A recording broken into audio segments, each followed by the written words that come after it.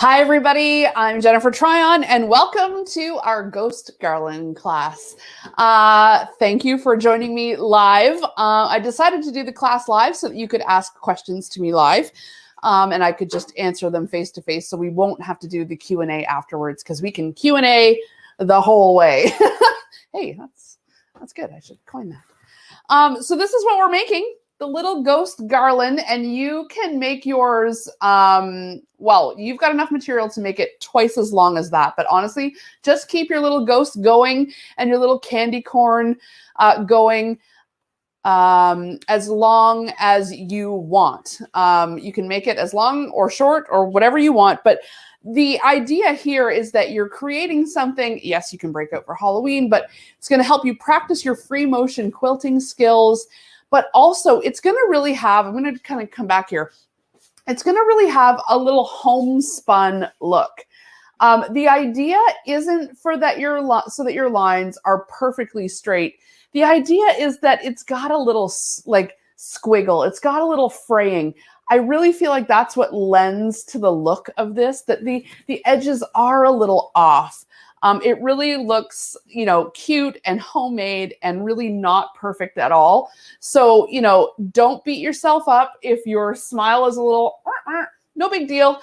It's going to all lend itself to the cuteness of the ghost. So let's get started, because we've got lots to build here. And I'm starting at the ironing board.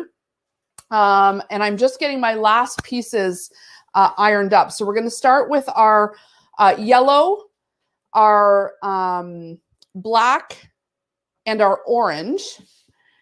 And I'm just going to iron up this last piece of orange. I actually wanted to show you this because, watch so you can see all the folds lines in the iron here. So if I do it with just the iron and some steam, they come out, but you still kind of see, I don't know if you can see them on camera or not, but you can still, but I just wanted to show you how good this flatter is, because I've just been standing here ironing the other ones and going like, man, it makes such a difference. So I'm just going to give it a squirt. And honestly, the difference is like night. Look at that. Oh my gosh. Did they need to pre-wash the fabric for this I class? did not wash the fabric for this class, because look, it's totally in one swoop. It's like perfect now. I did not pre-wash the fabric for this class because I didn't really ever anticipate washing the garland. I think it would kind of just wreck it if you put it in the washing machine. So no need to wash this fabric. Sorry. Yeah, go ahead. What iron are you using, and do you make it a lot? Yeah, this is the Reliable. It's from Reliable. I don't know if Karen can get a little. I can post a link. But yeah, I bought that iron when, like last year or the year before, after my Aliso iron broke. And it's my second Aliso iron that broke within 1 year. And honestly, I was just like, come on, you guys, these are expensive irons. So then I bought another expensive iron, that one, but it's been great. So yeah. All right, you'll see here that I'm lining up my yellow, my black, and my orange pieces. Sorry, we're a little like off kilter here. Here we go. And I'm like layering them up to make quicker work out of cutting my strips. Let me just make sure I need to cut. Maybe I'll take the black out, because I want 1 inch black, and I don't want, wait, do I want 1 inch? I think I do. I have to look at my own instructions, you guys. I think I did 1, and I want 1.5 inch here. Okay, so I'm putting my yellow and my orange, layering them up. And I also folded them because my cutting mat is only so big and my ruler is only so big. And then this is going to allow me to cut a little bit faster and a little bit more accurate than if, well, no, the accuracy will be the same, but it will be faster. But make sure that your edges are lined up. Like, take a minute to really line up this edge with the edge of your mat and really line up this edge. Otherwise, layering in this way will be for nothing because it'll be kind of off. Rebecca says that your instructions say 2-inch for the orange. Is it 2-inch for the orange? Oh, yeah. There's one of them that's bigger. All right, we'll do them by themselves. Thank you, Rebecca. You guys got my back. I appreciate that.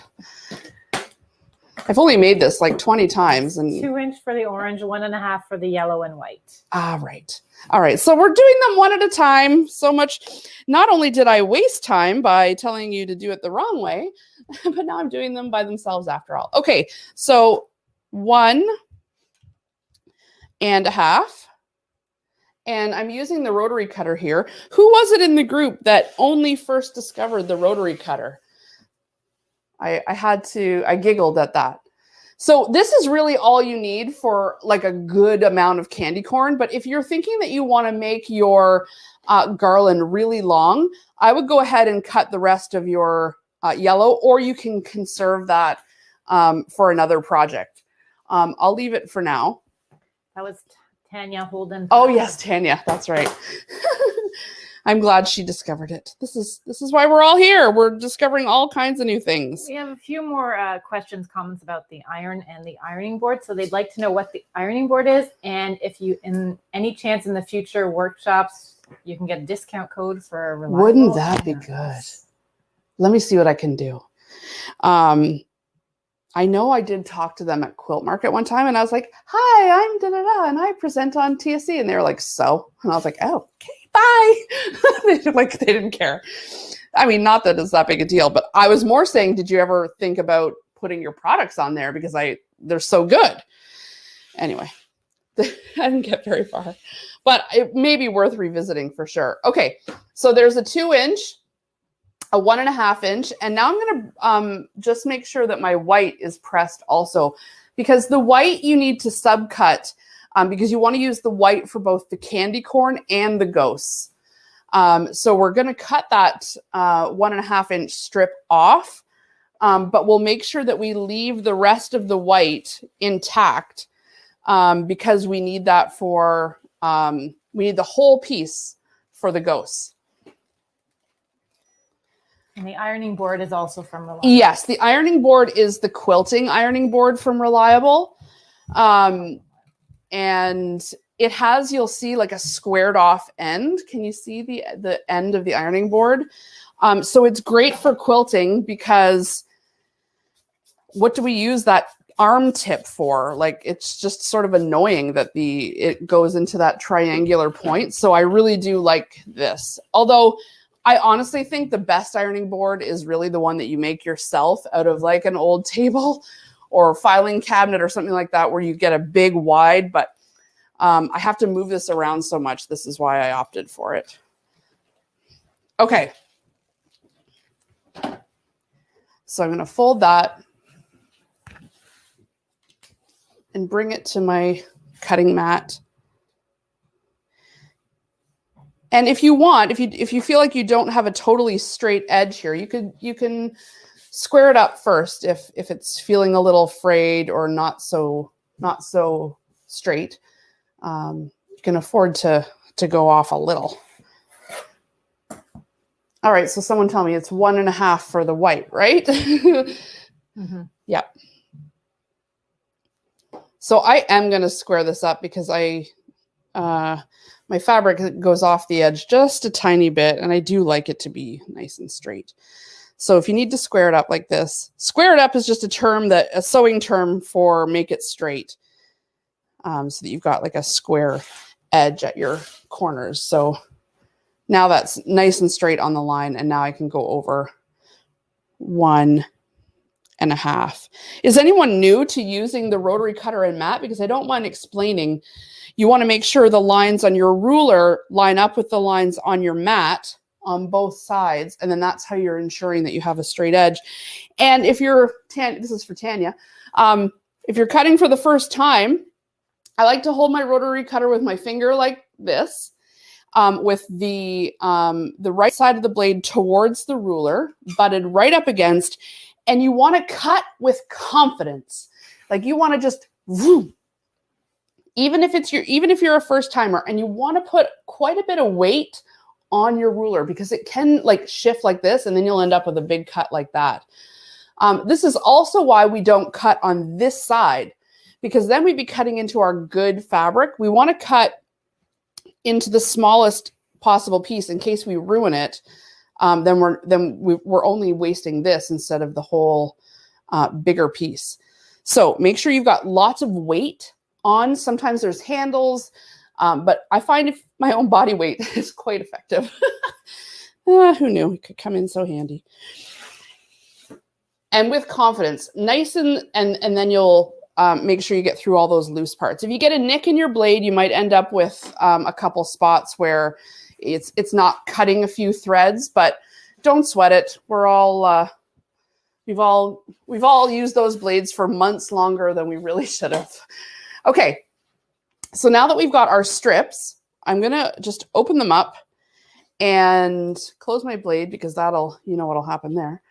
I'll pick that up at the wrong end. And now we're gonna sew these strips together. And the reason why the orange is a little bigger is because it's got 2 seam allowances it needs to account for.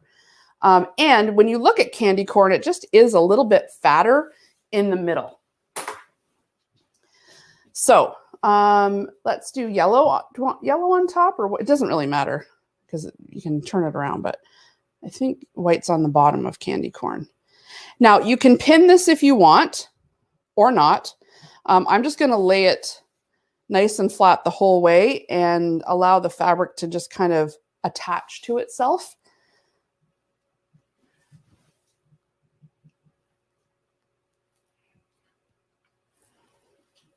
Once they may use a hole punch and adhesive sandpaper to make tiny dots. And she puts that on the back of the ruler so it doesn't slip. Oh yes, that's a good call.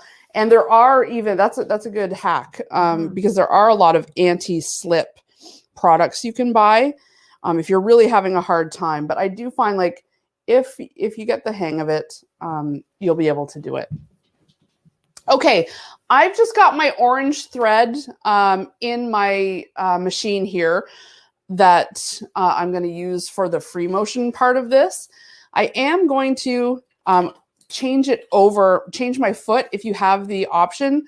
I'm going to change it over to my 1/4 inch foot, which, you know, you don't have to do. You can sew this totally with your regular sewing machine, but the 1/4 inch foot, I find it's nice and even and keeps me straight. So I'll just switch that out easily.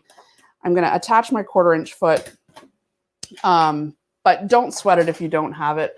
I'm using a 1/4 inch seam, which you can just measure out on your own. So because I haven't pinned this, I do have to make sure that I'm staying flush on both sides. Press your foot down, and I am going to choose the 1/4 inch stitch on my machine. I'm sewing on the Memory Craft 6650. This is my favorite sewing machine for just straight up regular sewing. It's got like a wider surface. I like the red on the front, which is not a reason to like the sewing machine technically, but hey. And I'm going to lengthen my stitch a little bit. It doesn't need to, it starts at 1.8, but I'm going to go up to like 2.2 because, you know, durability is not really a huge issue. It's just a Garland. It's not going to have a whole lot of wear and tear. So if the stitch is a little bit bigger, that's just going to help me sew through it a little bit faster. And I'm on like a medium speed, but this is a pretty good straightaway, so I can get it going.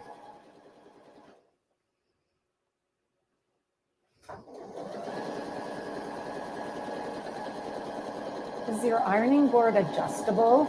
Yes, the ironing board is totally adjustable. Often I'm sitting at that ironing board, so I like being able to put it nice and low and bring my chair over to it.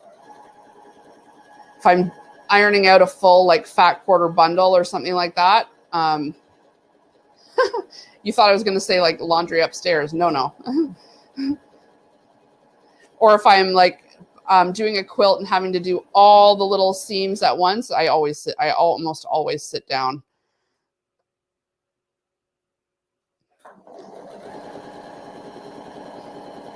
What letter foot are you using? This is the O, the 1/4 inch foot.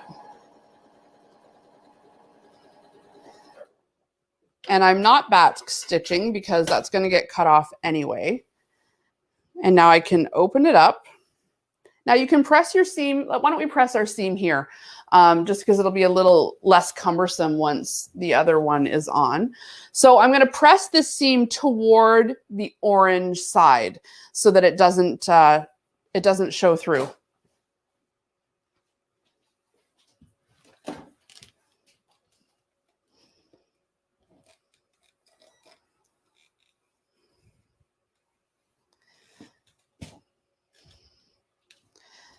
And I like to press from I start on the back so that I get that going. And then I like to press from the front and kind of push it over. Just make sure you're not bending or warping your fabric too much. And I almost always give it some steam. Chris has a question about, what do you think of the wool pressing mats? So I have a wool pressing mat actually right here. And I do use it a lot. Because it's smaller and it fits on my table so nicely. And it does work at capturing the steam, and it does make for a nice finish. However, there's a big, big but here. It smells so bad. It smells immediately like the farm. Like you can smell the sheep, that wool like came off its back like every single time. In fact, Tamara and Karin and anyone who comes down here is like, oh, you're using the wool pressing mat, I see. Because it does smell. And no matter what I've done, like I've sprayed so much scented flatter on that thing and it does smell, but it does do a good job. This would also be a good chance for you to bring out your tailor's clapper. We could bring that over to the ironing board and set our seam. I'll show you how to do that on this next seam because this is a perfect chance to use it. Okay, so second one, white is lined up now. Again, I'm going to use a 1/4 inch seam allowance. No need to backstitch. Just make sure everything is lying nice and flush together.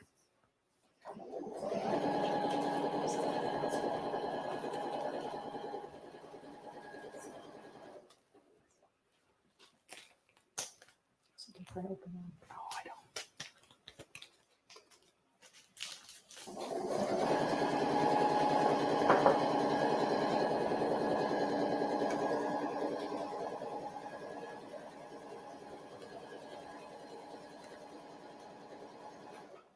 Someone says the smell goes away. At least mine doesn't smell anymore. Oh, really? Yeah.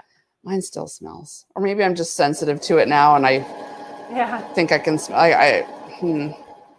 But it is a good mat. Like, and so if you don't care, and it's not as strong as the barn. I am exaggerating a bit, but you know, it's not that great. We're saying the clapper was a great gift. Oh, I'm so glad you guys like it. I'm going to show you, if anyone's like, what the heck's this hunk of wood? I'm going to show you in just a second with this seam.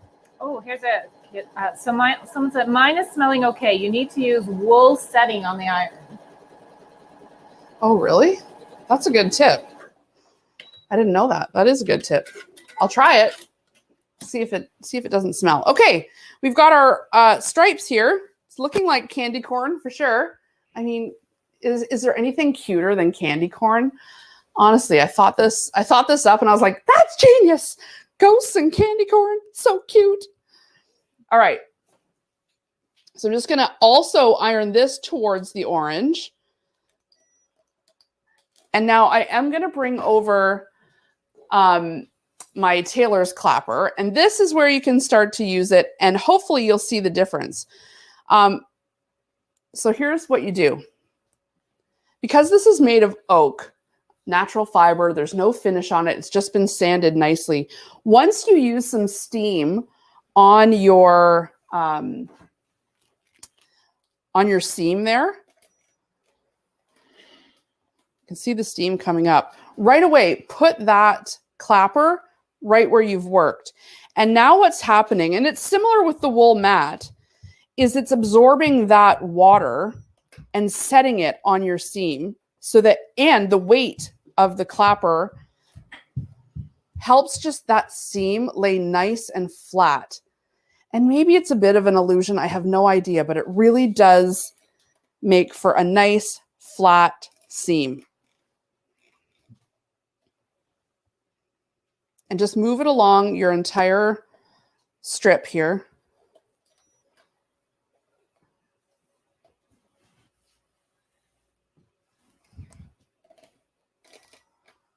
You don't need to put any pressure on the clapper? You can even give it a little, but as I'm working here, I don't feel like it's got a pretty good weight to it.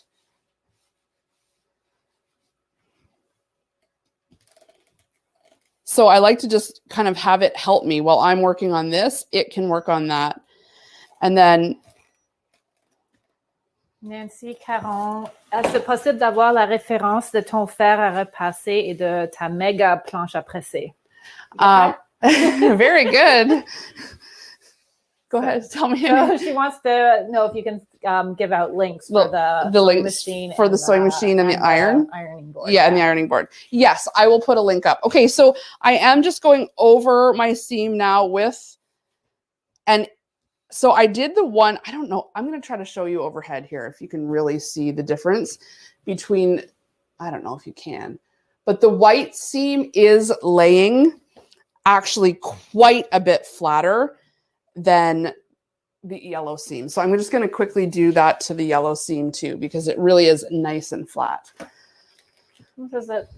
Gypsy makes yes, they do. Felted wool pressing mat.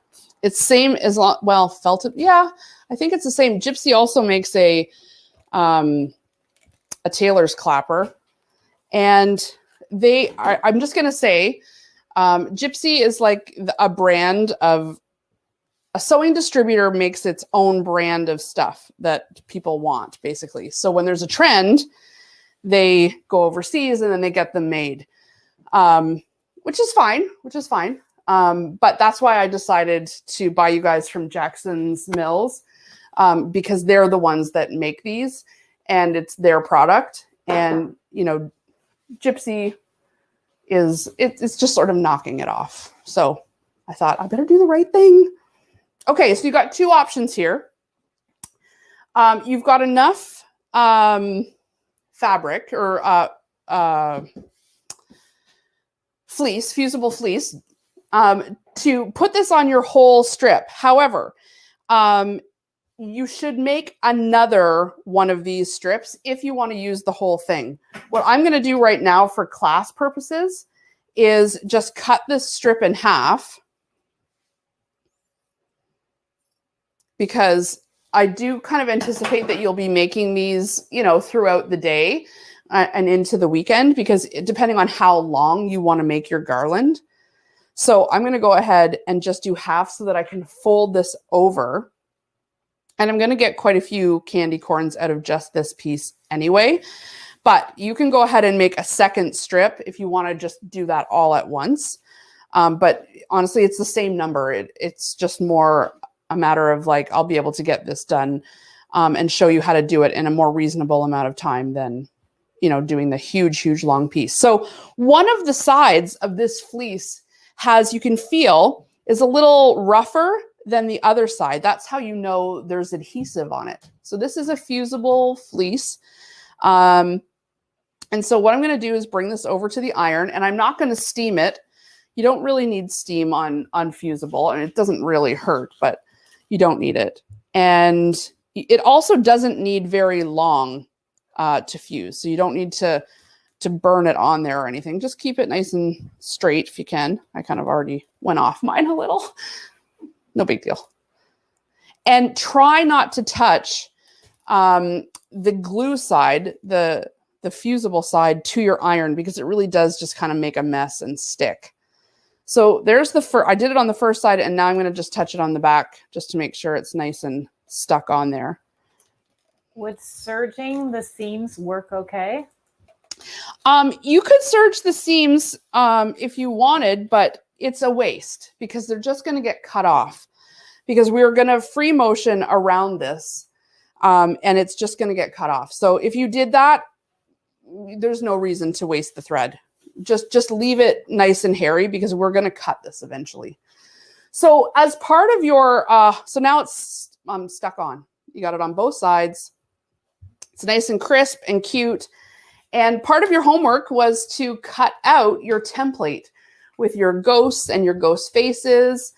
So if you don't have that cut out, now would be the time to at least cut out your candy corn template and get the fabric pen, or even just a pencil if you don't have it right handy, that came in your kit. You could use the marking pen. And we're going to trace on the candy corn. And I'm going to give you a little tip to get more corn on your fabric. That sounds so weird.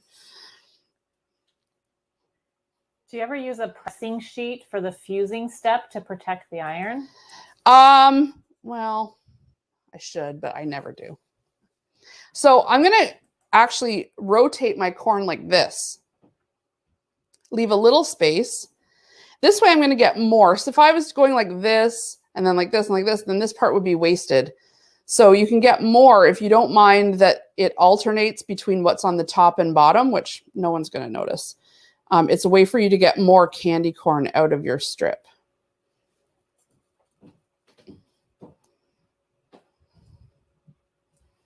So you can go ahead and do this right across. Now, make sure, don't butt them right together, okay? This one actually is a little too close. Let's leave a finger, this finger. Sorry, I just noticed that looked bad. Let's leave a finger's worth at least between each corn, because we want to have room for our stitching to go off the line. Off the line is what is going to give it that cute homespun look, and it's also going to hide if you're not a great free motion quilter, which is sort of the point of this. Like, this is a great project to really learn and get a hold of, you know, some free motion quilting skills, because free motion quilting is hard. This is why people send their quilts to long armors, because, you know, it's tough to get a design. So this is a really great way to practice that.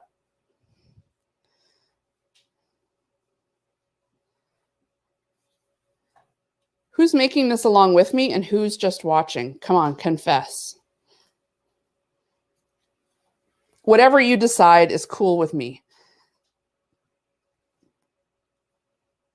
What I like is that, what's the date today? August 21st? August 21st, you guys, and we're already doing our first Halloween project of the year, at least for me, which is amazing. We're going to be so ready. We are winning this year, you guys. Seems to be a mix of watching and making. And you know what? Just take your time. This is the kind of thing, like bang off a few ghosts, bang off a few candy corn, a couple nights during the week. And, you know, you can just make your garland longer and longer. Okay, so I've got a good row mapped out. So now it's time to free motion quilt. Dun, dun, dun. We can do it. We can do hard things. Okay. Debbie is carrying you around while she cleans the house today. Well, my house stays messy. All right, you're going to need a little screwdriver, and you're going to want, if you have it, your free motion quilting foot. So that's what this foot looks like. Don't confuse it if you have a dual machine with your embroidery foot, which is all metal. The free motion foot, or sometimes it's called a darning foot, usually has a clear base here so that you can see the stitches underneath. And you don't need the shank on the machine. That's the part that like holds the presser foot. This part right here, that can come off too. So I'm just going to use my screwdriver and take the shank off.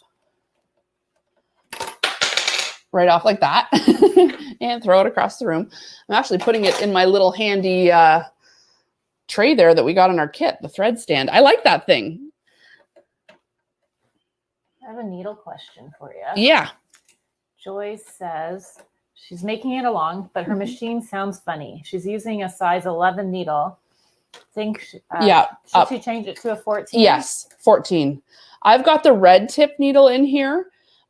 Even though Michael actually said we should use a purple tip for free motion quilting. So maybe I should change it out. Do we still have those needles tomorrow? Should I change it to maybe I'll start, grab them.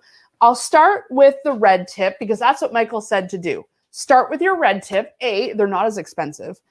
And B, we'll see if it works fine, then no need to change. If we're hearing some clunking, or if we're hearing like, it just doesn't feel right, then we'll try to change it. So on the back, like here or on the side of your machine, you're going to have some sort of lever to take down your feed dogs. So should I turn the machine around so you can see? So on my machine here, it's this little lever right there. Sorry, I have tape on here. And I'm just clunking it over, and then the feed dogs lower. You want the feed dogs to be low because you don't want the machine to be grabbing the fabric. Like normally the machine grabs the fabric and pulls it in. Now we're in charge of moving that fabric around. If you have an extended table for your sewing machine, this would be a good time to use it because you can spread your hands out a little bit more. I'm taking it off the 1/4 inch and putting it to a regular sewing stitch. And because this is a computerized machine and I've lowered the feed dogs, it knows I'm about to do free motion quilting. So it set my stitch width and my stitch length for me for the optimal size. So, Rebecca's asking about the plate. I'm just leaving the plate that was on the machine, the regular plate. I'm not switching to a straight stitch plate or anything like that. Lowering my presser foot, and basically I'm going to start with my needle down with my wheel, and then I'm going to bring it up so that that bottom thread, so once it's up there, let's see if we can get as close as possible. I'm going to pull on that top thread and bring my bottom thread up. All right, let me show you that one more time. I'm going to go down, so turning the wheel towards me, and then I'm going to just pull, once I've brought the needle back up, pull that thread so that my bottom thread comes up, and I'm going to try to keep my work right handy, and then start with my needle down again, but that's just going to make it so that I don't have a big knot on the other side. Oh, I should have mentioned, I have the same thread in my top spool as in my bobbin. That was part of the homework, was to make sure you had your bobbin wound both in black and in orange, because these candy corns are going to look the same on both sides. So long as you make sure your bobbin thread has the same thread as your top, then it doesn't matter which way your candy corn flips. Same with the ghosts on the garland. It's going to look the same on the back and the front, which is kind of nice. There's a question coming in. Yeah. People have asked it. Should they use the blue bobbin case? Yes, your regular blue bobbin casing is fine. If you have, or if there's no dot on it, just a no dot bobbin case is also fine. You just don't really want the yellow for this. There's someone having a birthday today and someone with a 50th wedding anniversary. Oh, happy birthday, happy anniversary. I think it's amazing that you're spending it with us. All right, look at what I've done, you guys. I just went for it. And you're just going to trace that line. And just keep going. And it's okay that it goes like off. You kind of want that. It looks cute. and right around your candy corn.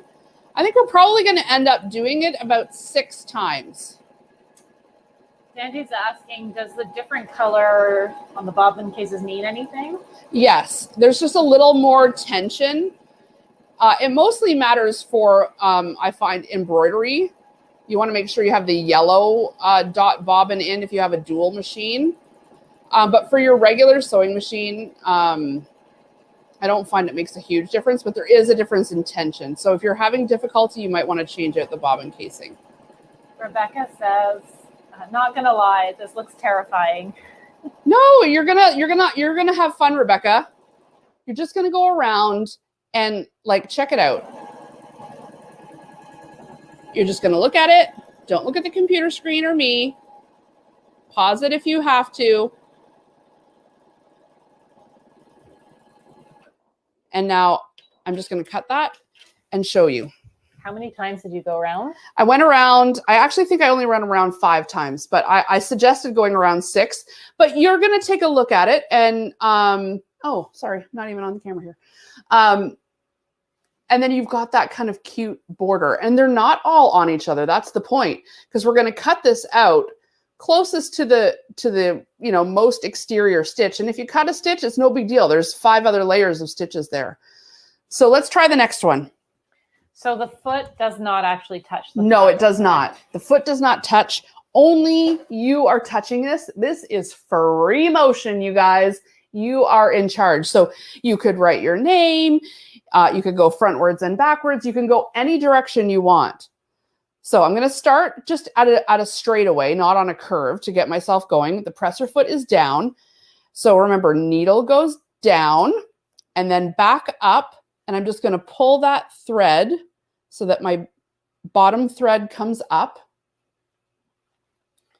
Make sure everything's sort of like neat and around the back there.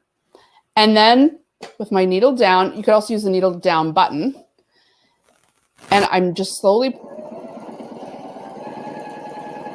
What if you don't have that foot? Can you do it with another foot or? So if you don't have the free motion foot, you can you can just sew around this, you guys. You don't even have to free motion it. It's just much faster. You could have your regular sewing machine, like the zigzag foot on, just leave it and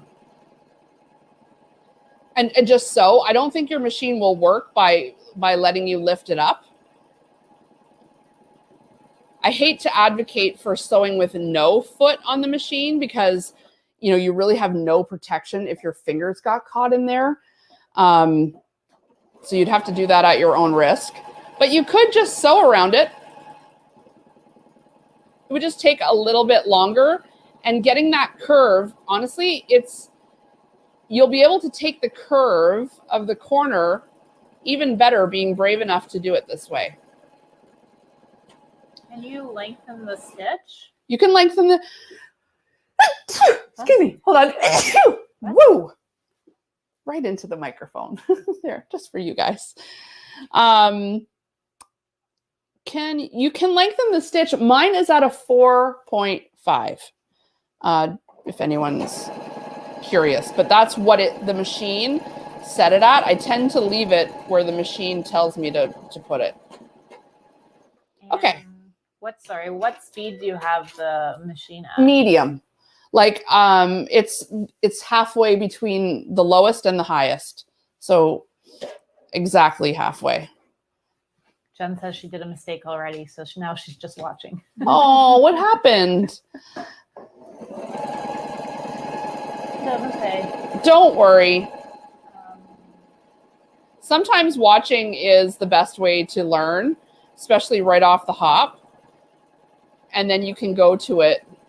Or once you're feeling like, oh, okay, I know what she means. Pause it and then get going and you can pick it back up again.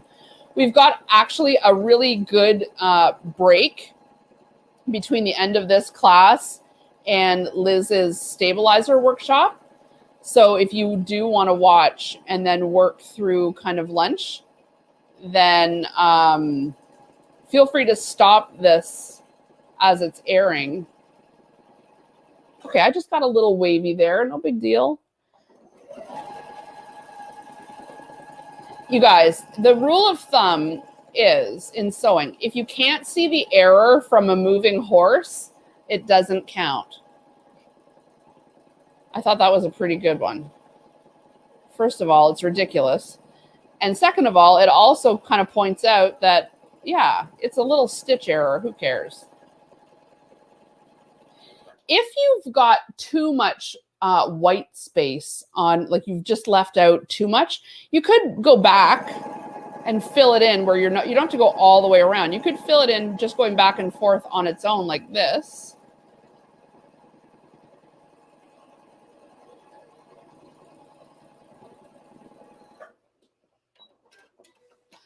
I'll show you a close-up again of how they're looking. See how I have a little bit more white here than I have on that side? That's fine. No big deal. It looks cute. At least I think it looks cute. Maybe you guys are going like, yeah, Jen. But it is going to look cute. And people are going to visit you at Halloween and think, oh, that's such a cute garland. You'll be like, I made it. That's the best part. All right. Tammy says her OCD says that I need to keep the white on top for authentic candy corn, but my fabric saving part says to alternate. I know, exactly. I actually had a bit of an issue with wanting the white to be at the bottom, but it's true. When you realize, oh, I'm going to get double the amount of candy corn, but you do you, however you want to do it. So this is basically the same technique that we're going to be doing with the ghosts too. So I'll do another couple of these and then we'll move on to the ghosts because it's really just the same thing over and over for however many you want to make. So I'm going backwards now because I feel like I needed to fill in a little bit more at the bottom there, whereas the top was looking kind of uniform.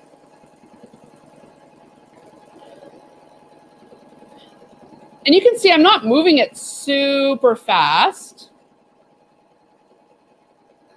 Let me see if I can get a shot from above for you guys to see it a little bit there.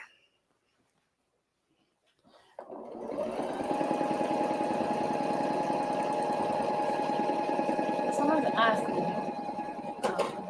I've been experimenting with thicker threads to add texture to surface. So with free motion quilting, we can move to 40 weight, but can we move to 30 or 28 weight? You can try. The thicker the thread, the more dense it's all going to be. Look, I even kind of went off here. Look, you can see on this one. So you could fill that in a little bit so that you don't have that. It won't look like an error then if you fill it in a little bit more, which is what I'm going to do here. You could try it with a thicker, like a 12 weight. You might want to use the purple needle for that. And it certainly will look thicker and you won't need to go around as many times. That's for sure.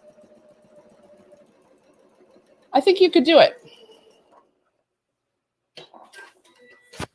Okay. So now I'm going to take my fabric scissors, the sharpest scissors you have. I've got this Janome set, or I've got the set that came in our March kit. Those would work perfectly. And what I'm going to do now is just cut right. This is why it was important to leave like about a finger's worth in between.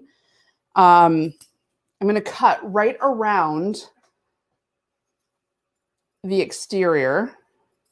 And if you cut over some stitches, it's really not the end of the world because you've got so many layers there. It's still going to stay protected. I would try not to cut over the stitches, but if you do, don't sweat it or anything.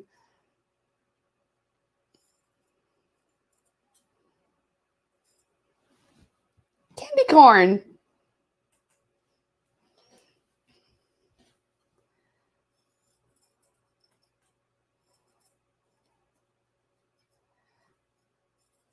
Someone says, I think I might try this with a kindergarten class this year. Oh, if I'm feeling brave. I think they would really enjoy this and it would be cute for classroom decoration. It totally would be. And you want to know what I was going to do on my Facebook as a free one, these out of Christmas lights, like, and we could make these all different colored Christmas lights. So maybe stand by. I'm thinking I might just do that as a as a video. Because once you've got the technique, right, like you could kind of think of all sorts of different things. But I thought the Christmas lights in all different colors would look cute. And you could put a little like green or black or whatever, gray, like light bulb base. And then, anyway. All right. Trees would be cute too. Totally. Little Christmas trees, like, because it's just triangles. They don't have to even have all the little jaggedy edges. I know once your brain starts working, there's lots of things. This could be Easter eggs. Everybody likes the Christmas lights idea. Yeah. Hearts for Valentine's. Yeah. There's lots of ways you could go with this. Okay. So I've got 4. But you're going to make as many as you want. I would say you probably are going to want like at least 12 or 15. Like I'm going to add, and I've got some underneath that I've already made too, but you guys kind of get the technique. And you can also see what it looks like with the alternating colors. Does it bother you? It kind of bothers me. I like the white on top the best, or on the bottom. I don't know. Someone said if you put the fabric on the back the opposite way, if you put the bottom fabric on the It's true. If you didn't fold it over, and then you would have. Yes, that's very true. If you didn't, but I folded the fabric instead of cut it, and I could have turned it. You're absolutely right. That's a great tip. Okay. Hearts for Valentine's Day. Yes, hearts for Valentine's Day for sure. Pumpkins. Pumpkins. Yes. What else? What else? Easter eggs. Easter eggs. Yeah. Like the Easter eggs would look good too, because you just could do the stripes again. And you could, with your free motion, kind of do some zigzags. You could do some little circles like you're decorating the eggs. That would be a great way to practice free motioning, like little zit, zit, zit, zit, zit, and then circle, circle, circle, and squiggles. You get it. See? A garland for each season. That's right. You guys are seeing the possibilities. Skulls, bats, flags. Yes, there we go. Okay. So now you've got a bigger piece of white left, and you've got a bigger piece of fusible fleece, and you can lay down your full piece of fleece along the bottom side of your fabric, and then fold over the rest. You should have just enough. If you've got a little extra, just move it up so that the fleece is basically in the middle, like touching the top.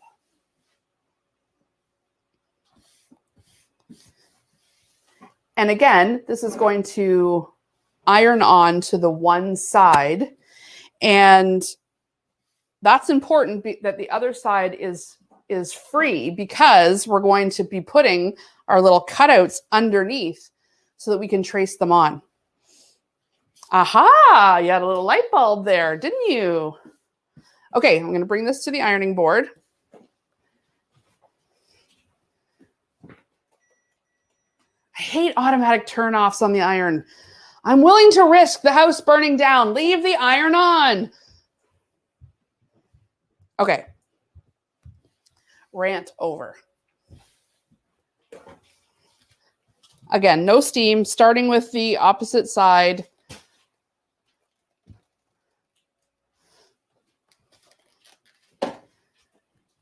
Flipping, and then this is when it's really going to get glued.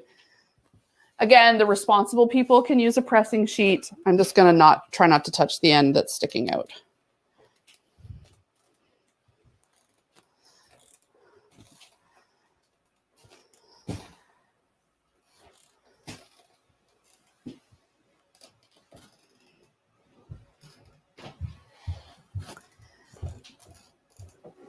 And just take a little lift to make sure it's all glued down. And if there's any spots that are flapping, then just grab them. Okay. We want the non-stuck side up. And now we're going to take our ghost template. And just like we did with the candy corn, although we're not going to be flipping it, we can trace our ghosts.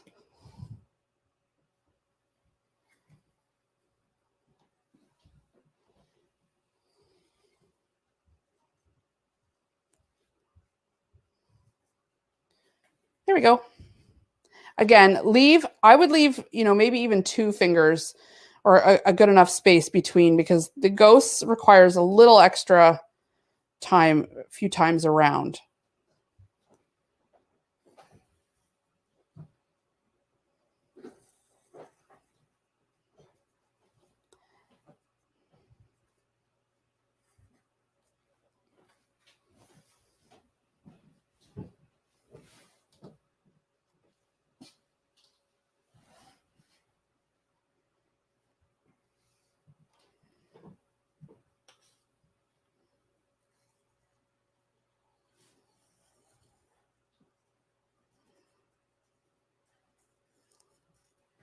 And you can fill your whole line here with ghosts.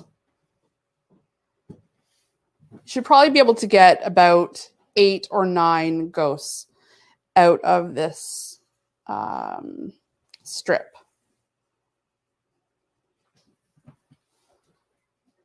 Okay. I'll stop there for class purposes. And the next thing we want to do is take a few of our face cutouts.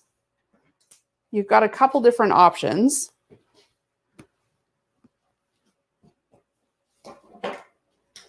Is that all of them? And go ahead and put them under and just line it up where you think looks cute. Maybe it's a little lower, maybe it's a little higher. There's some behind you. Okay, thanks. And the fact that they're different sizes, or you could use the same one. You could use the same one multiple times if you wanted. If you wanted them to all have the same expression, just use the same one over and over. But I'm going to change them up.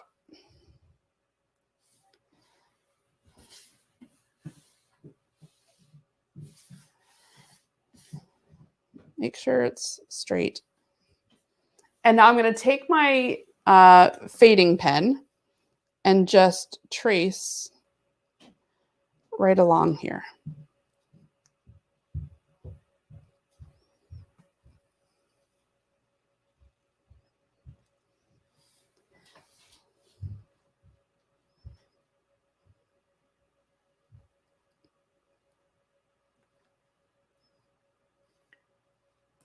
Chris got some red and green fat quarters in her box. So she could use that for Christmas. Christmas lights. Yay. That's a good use for that. Okay. And I also want to give you another little idea here.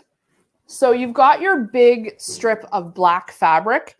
We're going to cut this into 1-inch strips for the little dangly pieces between the ghosts.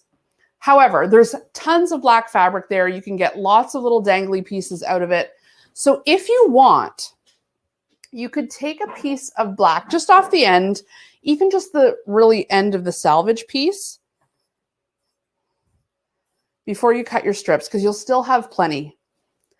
And if you want your ghost's eyes to just be a little darker, then I'm going to show you here. So this ghost right here is just free motion. It's just like squiggled in. And then where's the other one I had? This ghost here, I cut out a bit of black fabric and laid it down on top of the eyes before I free motioned it. So you've got a couple options. This one I also laid down black fabric, and this one I didn't. So the eyes just aren't quite as dark. So you can try that out. So I'll do that technique for this big one. And if you want, you can cut out your ghost eye all the way. Just make sure you're not going to want to use it again, because then you'll have the spacing might be off. Or you can just kind of eyeball it. I'm just going to kind of eyeball it here. I'm going to trace out a little bit of where it's, even though it's very hard to see. I can see it enough. What was the source of the white fabric? Like, what brand is it? Oh, it's Colorworks from Figo.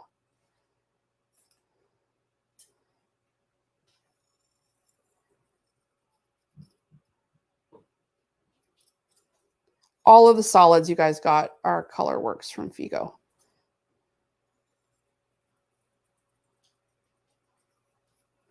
I should have mentioned. So I did the one eye, but really, if you want your eyes to totally match up, you should fold your fabric and do your eyes at the same time. That way, even if they're not exactly as the tracing is, they will match. Shelly suggested you could also glue some googly eyes on the faces too for totally expression. Yeah, you totally could. Especially, you know, if you're doing this with kids and this part is a little like too tough, like the free motion, decorating the faces up in that way is great. Spilled those little thready bits all over my white. Okay. So I'm not going to get to these right yet, but you can kind of see that these will make, look, oh my gosh, she's so cute already. Aww. They will make his eyes a lot darker than, and it would take quite a long time to color in with thread, that big eye. The smaller eyes aren't as bad. So we can start with the eyes if you want. I'm just going to move my stuff out of the way here and get ready to free motion again. I do need to change the bobbin thread to black and the top thread to black. And because the ghosts are going to use so much more thread, I've given you a larger spool, and I've made the thread a 40 weight rayon. I gave you regular thread for the orange because you don't need a huge cone of orange like this, and I don't think you'll use that again. So I've given you just a regular weight, which shows you can totally free motion quilt. Well, you do free motion quilt with regular quilting cotton. But I gave you the 40 weight rayon because it's got a sheen to it. And I just thought that that would look nice on the ghosts. It also just slides a little easier when we're going to be going over so many layers. If your machine doesn't have a vertical spool pin like this one does on the back, this is the 6650 from Janome, it has like the spool pin back here, then and you have a drop in and this doesn't fit, you can use your thread stand that came in your kit. This would be a perfect time to do that. And you'll just make sure that you have put it through one of the tension guides up here, like this. And then you'll just go ahead and thread your machine normally. But I can go ahead and just put it in my machine because this machine has this great thread stand on the back.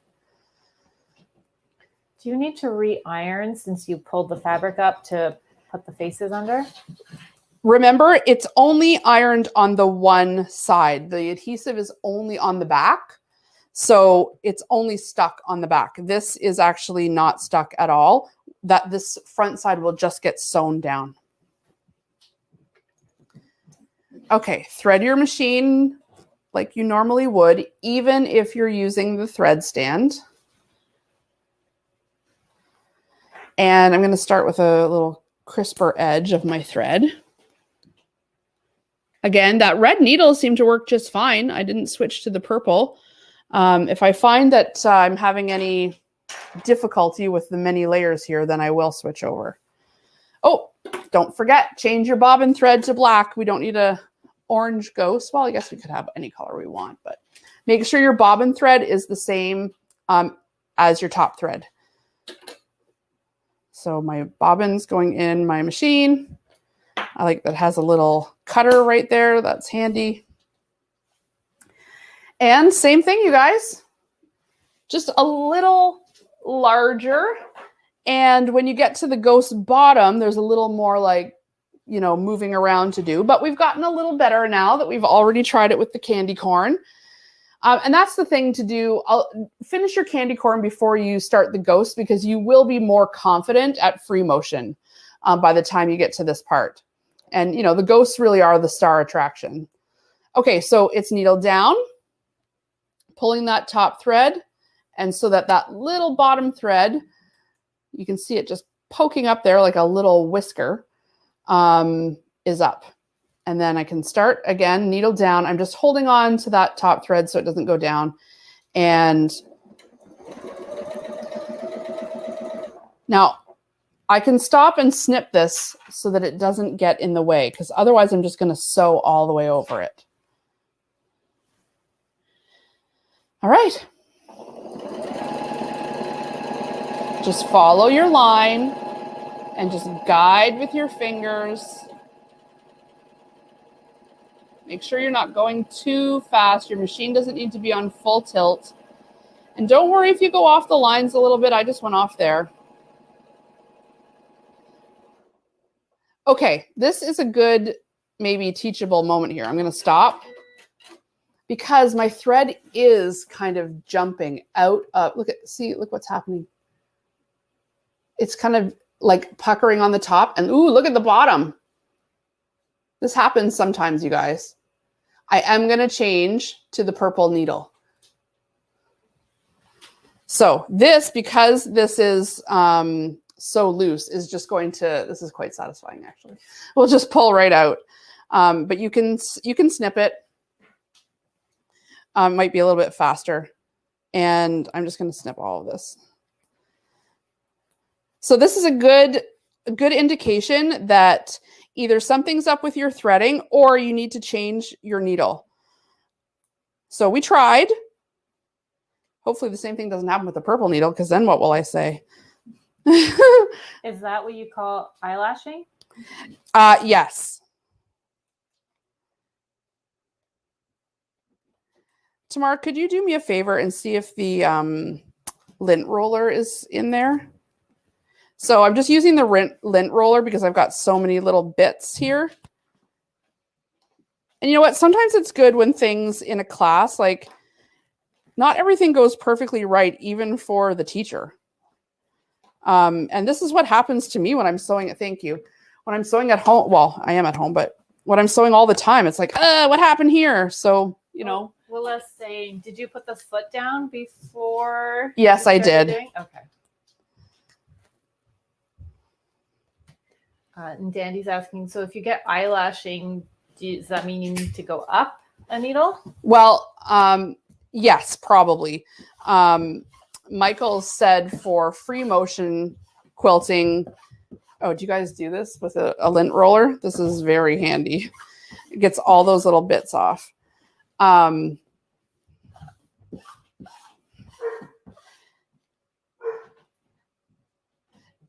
And if you notice a sound or a clunk or something, stop right away. Don't keep sewing and see if it happens again. Stop right away, because it's just more for you to pick out. So you can kind of get good at knowing, oh, that's the right sound, that's the wrong sound, and stop right away. It's a race against the clock and my fading pen. I will say that. I can still totally see it.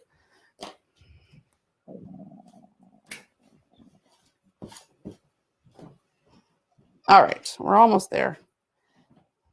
What's a project without a good rip out, eh? Did we bring the purple needles over? Yeah. Oh, there they are. All right, so I'm just going to use my little screwdriver. And now this doesn't mean for you that the red tip needle won't work on the ghosts. You know, you're still going to try it. And you know, there's really not much difference. There's no difference really in thickness and why it worked on the candy corn, maybe other than that I've got the 40 weight rayon thread in here now. So maybe that makes a difference. And I'm just getting that needle back up there. I tried using the rayon thread with my machine last night as I had never sewn with rayon before and was having issues. The bobbin thread kept breaking. So maybe you also needed to change your needle. I sew with rayon all the time and I embroider with rayon, so I haven't really had any issues with it. Jenny thinks that the foot is too high. Well, the foot is high. When I put it down, like it does feel a bit high. I agree, but it's in the correct place on the shank. And the adjustability is like, I mean, that's where it goes. So unless I'm using the wrong foot from the wrong machine. I had another foot here. Let me see if this one's any different. So I had two free motion feet here. Let me just see if this one's different because I have so many machines. Sometimes the feet all end up in the same bin. And then I grab them thinking that it's the right one for the right machine, but maybe this is for a smaller machine.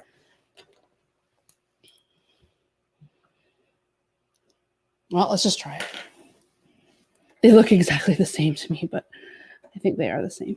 It says, when I look at Janome free motion foots in images online, they all touch the fabric. Yeah.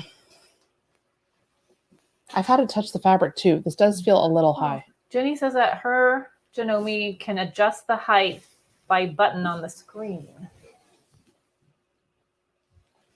Let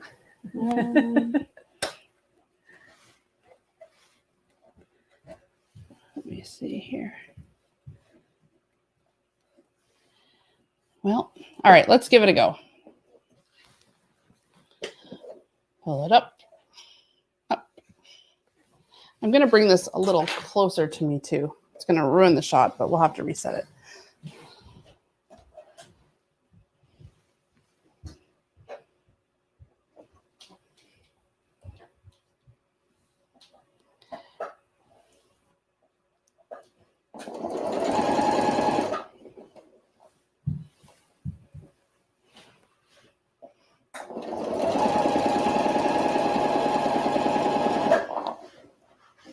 Now, before I get too far, let's take a look there. It's totally fine on the back now. See? So that needle change did the trick.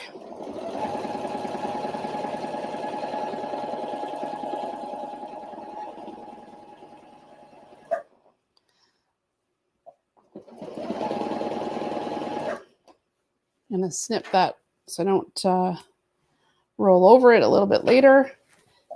And you know what? The first pass, I gotta say, doesn't look the greatest. The first pass makes you think, I'm not good at this. But once you get all the passes together, it starts to come together. You need the thickness of all the passes to help with the look. So you've now switched to the purple tip. I've now switched to the purple needle. No eyelashing. I'm going to turn down the speed a little bit because it feels a little... No, that's too slow. That's too fast. All right, back where I was fine.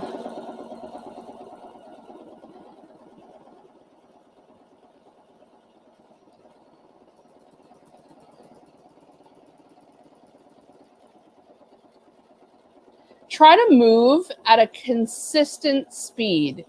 Your stitches, the length of your stitches are based on your ability to stay consistent in your speed.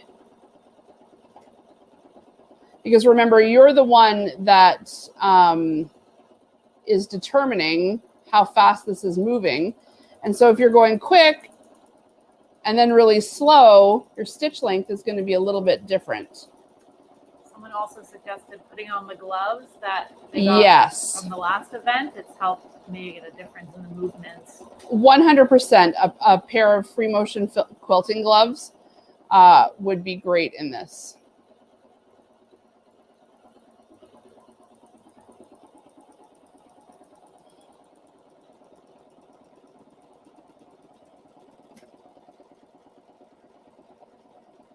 So the hardest part is the little wavy lines at the bottom, I'd say.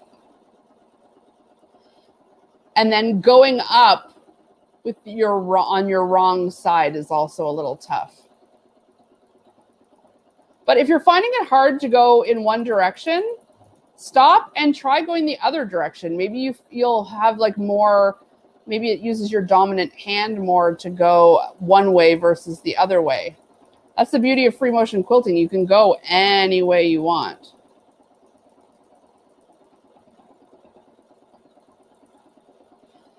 And now the ghost, because it's just larger, might take maybe 10 passes, 12 passes. You decide how thick you want your lines to be, how much patience you have. You know, maybe you'll try one ghost out that's a little bit thicker and one that's a little bit thinner, and you'll decide, oh, I like the look of this one more, so I'll keep doing that.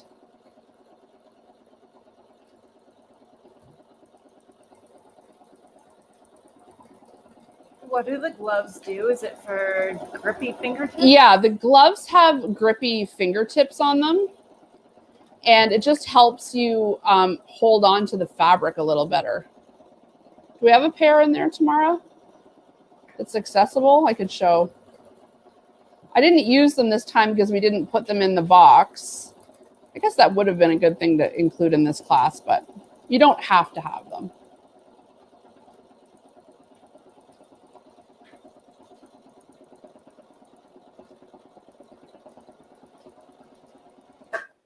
So here's a pair of free motion quilting gloves. And they do have like these sticky fingertips. And so if you're finding that your fabric is sliding away, you could put a pair on. Tamara knows where everything is here. It's just amazing. Thank you. I never would have found these.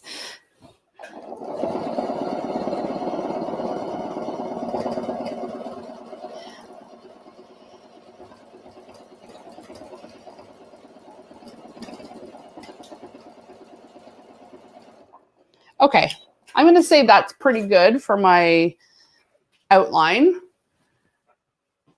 It could be thicker, but I think that's pretty good.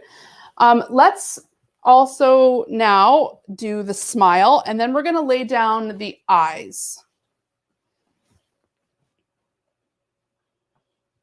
So actually, I'm going to lay down the eyes first, because if something goes off kilter with the eyes, I can always adjust the placement of the smile. So you could use a little bit of spray adhesive here if you want to really tack this down, or even a pin. Just make sure that you don't run over it if you do use a pin. I don't even really think the pin is necessary, but I'll put it down and I'll take it out just to get us going. And all I'm going to do now is go around the edges of the eye.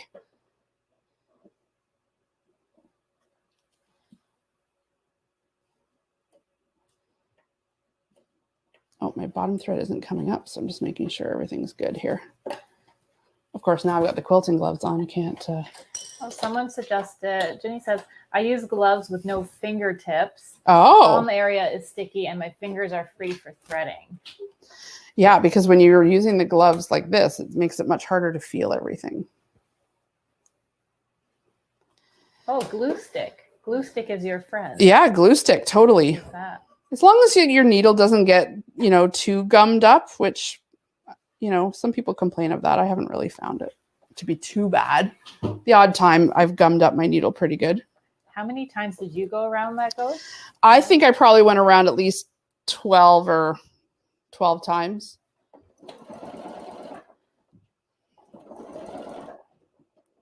Now, you're going to go off the eye probably at some point here too. I'm going a little bit slower. And take this needle out. I'm scared I'm going to hit it. And here, as long as you kind of stay on the inside, no one will kind of see whether you've got a perfect circle or not. But if you do go off, it's no big deal. It's just all part of the character.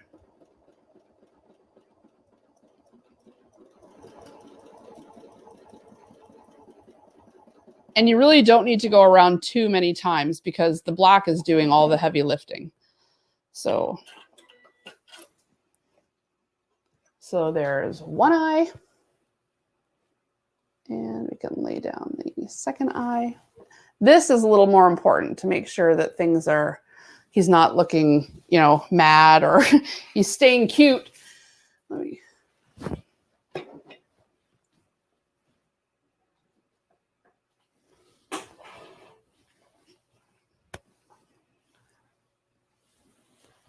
I do with that pin.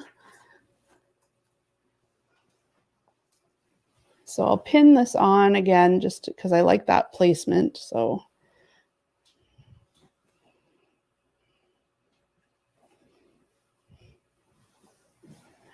we don't want to end up him like having like cross eyes or matte. Like if you went this way or something, that would be. Although you could do all sorts of funny like faces. Especially if you're getting your kids or grandkids to help, let them choose the faces. It'll be funny. Okay. Back we go. Needle down, needle up. Pull that bottom thread up. There we go. So the back side of the eye is just going to be stitching, right? Because yes, now you can, yes, exactly. The back side of the eye, if you use this technique, will just be stitching. You could go ahead and stick.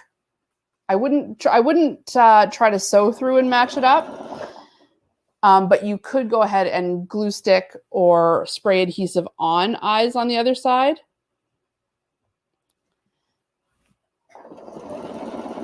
Or you can just leave it.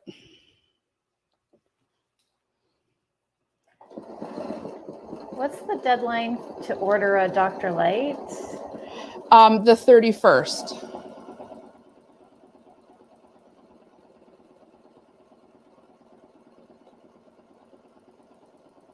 Most of the coupon codes are good until the 31st.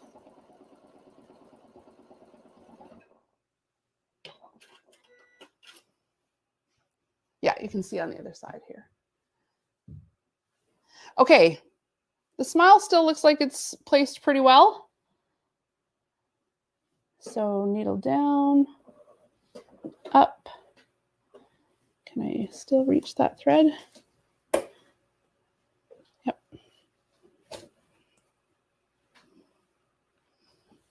Now, take your time with the smile because you don't have a whole lot of space. And just back and forth, that U shape.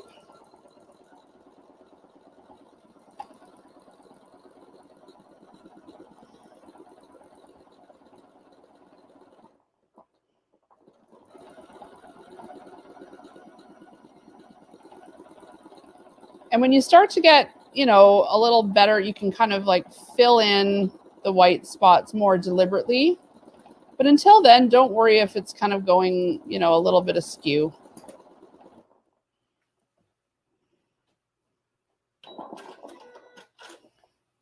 Could you use a permanent fabric marker to color the eyes on the reverse side? Sure. Even a Sharpie, just so long as it's not going to melt into the fabric. I would do a test piece first.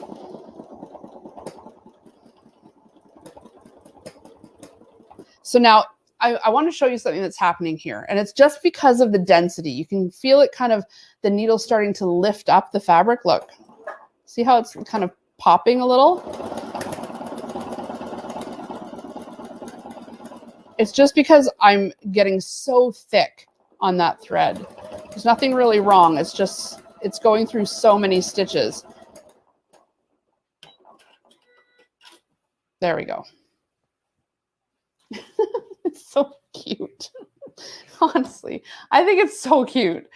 I mean, I love the handmade look of it. I like that it's, you know, got imperfections, and I think that's just adding to the charm. Okay, I'll do one more side over here. And then so I've got 2, and then we'll get to assembling it so that we've got a good break for lunch around 1 p.m. Eastern.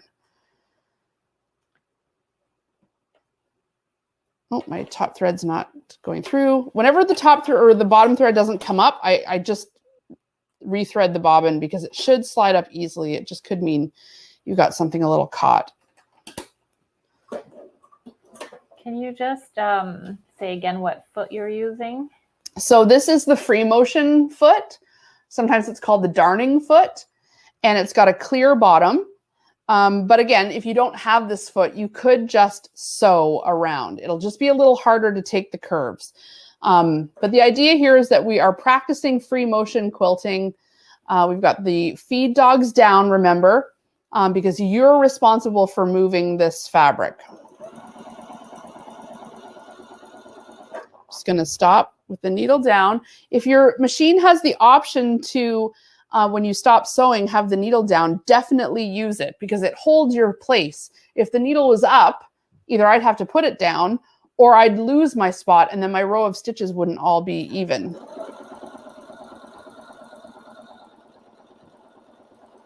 Careful with your fingers on the edge here.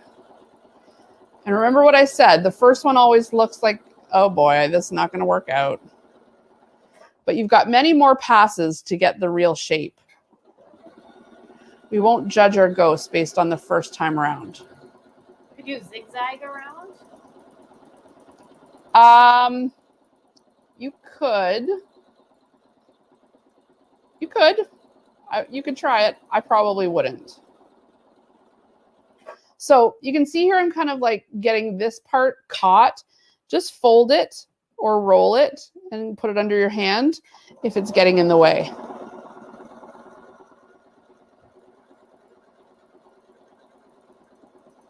Ah, okay. I really went off here. So I'm just free motioning back up, and then I can pick that out after if I want.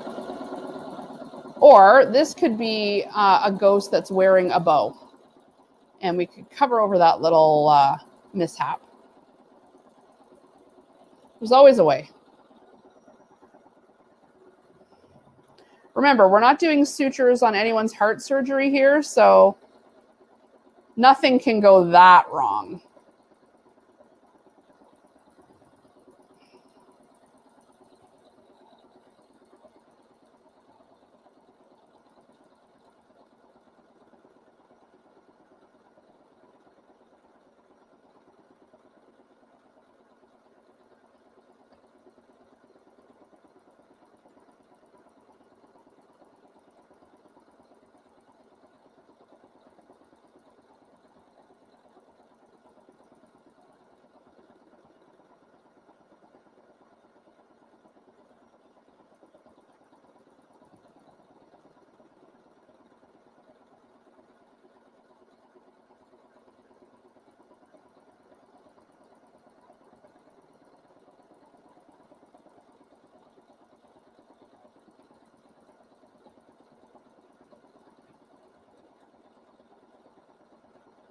How's everybody doing out there? Is everyone just watching?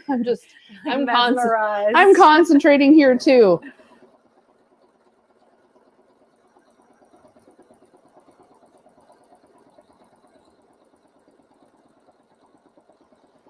You can see as the lines go over top of one another, the better it starts to look.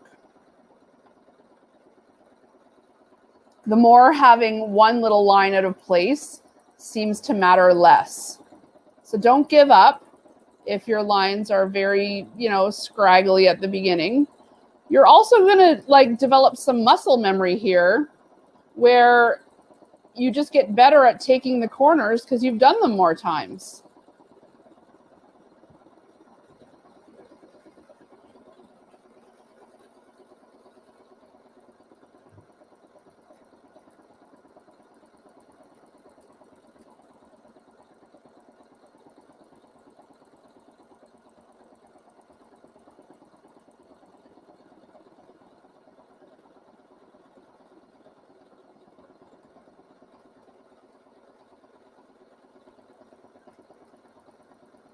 All right, this one's looking pretty good. All right, let's free motion the face this time. At least the eyes. Maybe I could put a little piece down on the mouth because it's a bit thicker. But let's try a free motion on the eyes. And literally, you will just do, I'm going to hold on to that piece. Snip it.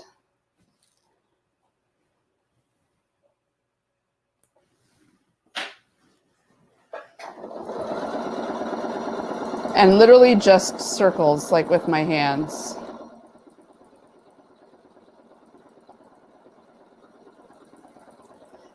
I'm trying to resist the urge to go up and down and like in a coloring motion, and instead just stay circular.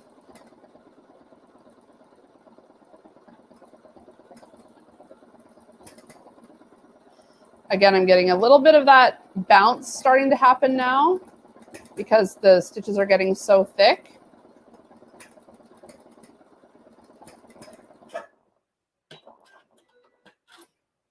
Okay, we got one eye. And then I'll just do my best to try to match them up.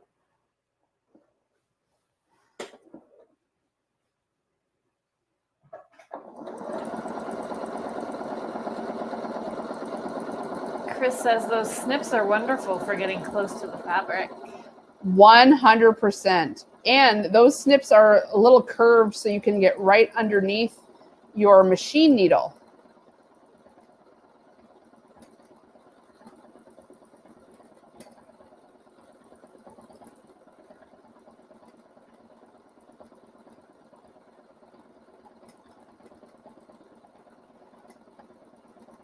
I noticed some people picked up a few extra sets of those snips that we've got. I'm glad to see that. All right. 2 eyes, not bad. He looks cute. Okay, I'm gonna cut the smile out of that little extra bit of fabric. It'll just help fill it in a little bit more. It doesn't have to be exactly the right, you can just kind of cut a little half moon there.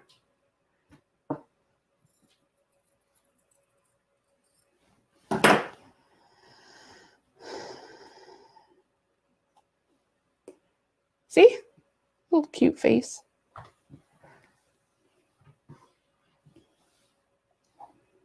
And if it's a little askew or a little, you know, not exactly the same as mine. Mine's not going to be exactly the same as yours, as someone else. Whoop. Okay. Whoops. Did you see what happened here? I needed to hold that down. It came right up with it. So I'm just going to start that over.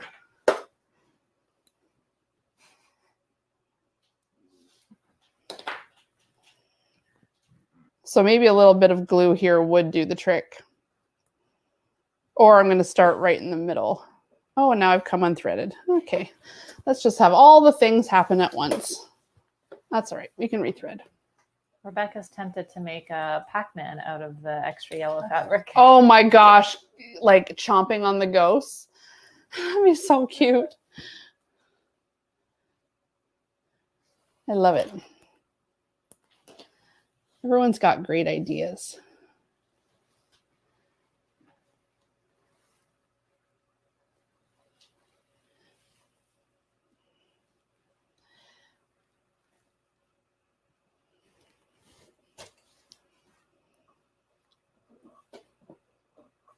So I'm going to pull up that bottom thread and try not to, there we go.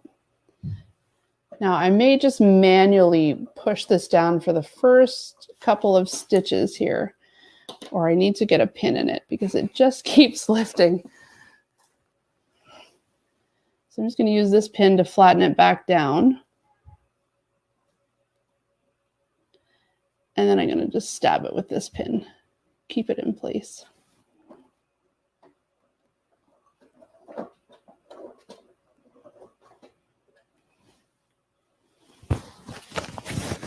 It does want to lift. And in this case too, if you needed to use your regular presser foot, and not free motion it on because it's just like not cooperating, you could. Do whatever is the easiest thing. Or you could save up all of these smiles to the end. I did free motion all the smiles, but oh, now this thread's caught on my actual presser foot here. Chris likes when things go wrong for you. Makes me feel better. If it happens to you being the professional, I know it will happen to me too. I'm not really a professional, I guess. Okay, this thread is just, I've moved it over too much and it's jumping up on top of the, so here's what I'm gonna do. Lift this up, take this off. I'm gonna switch to my regular presser foot. No shame in the game, you guys. Do what works. So I'm just adding my shank back and my regular zigzag foot. So put the shank on first. Lift the presser foot up. And now I got to put the feed dogs back up. And then you want to roll the machine towards you for the feed dogs to activate. And I'm just going to snip this a little. I'll leave on whatever is there because it's fine. And now it is harder to see, but at least the presser foot holds it down. Snip my top thread trail so I'm not, and I'm just wheeling this. I'm not even turning it on. I'm doing it with the hand wheel. And lifting the presser foot and turning. Lift the presser foot and turn. Because we're not really going to see these stitches on top of the black. It's more just important that it stays on.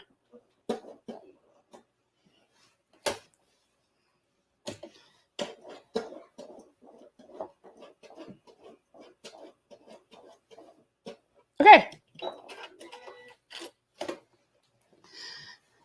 Well, little ghost, trying to give me grief, huh?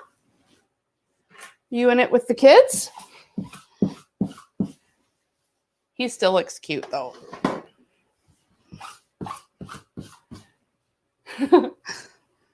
So you can see my little like slip here. So because there's so many lines, I could just pull that out with my snips can get right underneath there. Or I can leave it and attach my bow there, but there's so many threads crossing threads that this will stay locked into place. So I don't mind like snipping it out. Use your real seam ripper too if there's some that's too I don't know if I have it here. If there's some that are too thick for. Okay. So now I can take my big scissors again, and just like I did with the candy corn,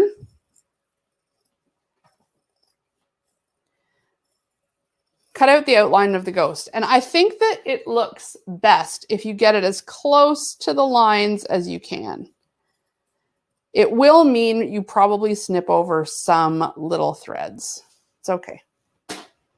Normally, you would never snip threads. Normally, you would never cross lines when free motion quilting. That's sort of a rule that you're not supposed to do.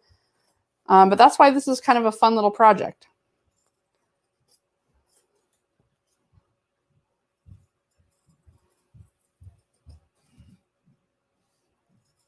These would be a great thing to make up a big batch and sell at like a church sale or at the school sale. Because people love decorating for Halloween, and you know, there's tons of homemade Christmas things, but there often isn't a ton of homemade Halloween things. So I like this for that. Okay, there's one.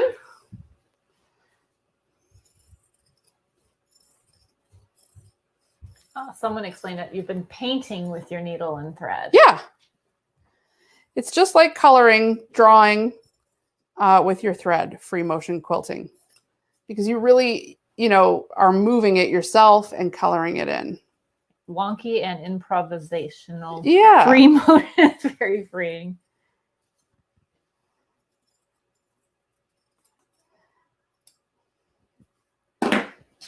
Okay, there's his buddy. I'm going to put my other shoe back on. Am I the only one who has to sew like with a bare foot or a sock foot and then takes their shoe off when they... Okay, I'm going to bring over my twine, some extra ghosts. Before I do that, though, before we get to assembling, we do need to cut the rest of our black fabric. If you want to have the little space filler kind of tassels in between your ghosts. And I thought it helped just fill some of the space between the candy corn and the ghost to have the black tassels. But if you would rather not, you can skip this step. Totally up to you. I also think that these little ghosts and candy corn would look so cute around a wreath for Halloween too. You could put it on the front of like a twig wreath. That would look very fall. So if you have some extras that you've made, you could do that with it. Oh yeah. So now here, the edge of the fabric I'm not so worried about because these are all just tassels anyway. So I'm going to cut them. I think in the instructions I said 1 inch or 1.5 inch. A little more substantial, but you could cut them 1 inch if you want. But we tried it both ways when I was making the test ones. I think the 1.5 inch won out just as being a little bit thicker. So over 1.5, and then I always go half and a 1. Remember, cut with confidence, Tanya. Cut with confidence.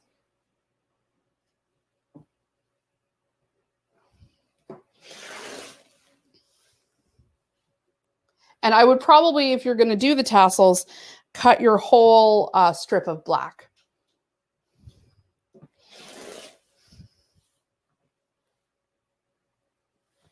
There are many people who sew barefoot. Yes. You got to be able to feel what you're doing. Although, I go in waves where I just use the push button too. The stop-start button. And then whatever you've got left on your last one should be enough for one strip. And then I'd say probably just cut these in half. You want them to basically lay not quite, well, at least the way I did it, was not quite as long as your ghost. So if you were to cut it or keep it folded in half and then fold it in half again, and then cut it and then cut your one side, you could knot it like this. And you're just going to knot it. If you find that that's too short, you want them longer, you decide how you want to do it. But I found keeping everything like kind of even worked. And that's a good way to get the most tassels out of your strip. Now, I just tied them. You could just fling it over your twine. There's a couple of different ways you can do this. So the easiest is to just put it on here and knot it. But you could go the extra, more professional step, I'd say. And you could do it like this, where you lay it down and then you stitch, almost like a stitch in the ditch, right up against that bit of piping. And it'll look a little less messy. So that's an option too. So let's just get the rest of these cut.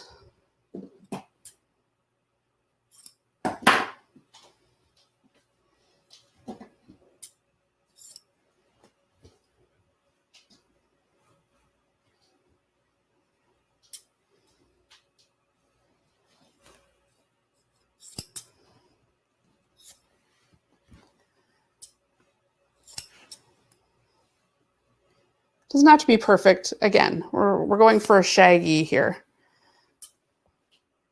Oh, Yeah. Messy is cuter. Messy. Shelley respectfully disagrees with you. Yeah, I think messy is cuter too. Look. Yeah, I totally nodded all of mine. I'm just giving you another option just in case you're like, really, we're just gonna knot those on there. Yeah, the knotted look is more in keeping with the whole informal look of the. I think so too. Okay, so we've got our strips, we've got our ghosts. I think I have some more. I have more ghosts and everything in my, look at, I made this so many times. I've got a bag full of all kinds of stuff, the test ones and everything. I think I hung the other, anyway, this is fine.